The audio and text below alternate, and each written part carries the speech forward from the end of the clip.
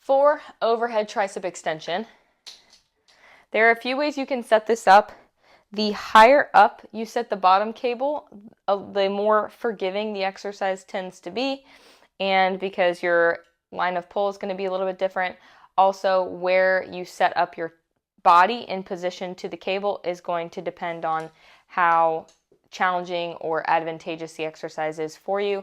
So whenever I set up this overhead tricep extension, if I want to challenge myself in the overhead tricep extension, I'm going to set up the cable so that there's a straight line of pull when my arm moves into a fully extended position. My elbow, moves into a fully extended position.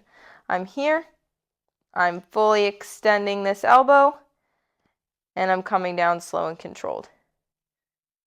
If you can't get all the way overhead, arm by ear, you can also set up the cable so that your elbow starts or your shoulder starts in a not fully flexed position.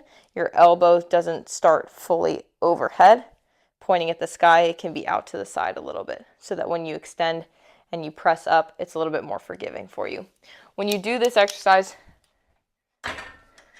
again, you want to maintain the braced position here. You don't want to be flaring at the chest or the rib cage.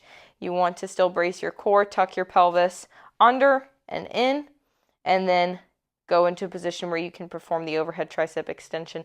Again, if your elbow needs to be out to the side, that's totally fine. Some people like to set it up this way so that the elbow can be out to the side, and when you pull, you're still getting a lot out of the movement without having to go into a fully overhead position. It'll be same on the other side. When I'm here, fully overhead, straight line of pull into a fully elbow extended, arm extended position. I'm bracing, my pelvis is tucked in, and my chest is not flared.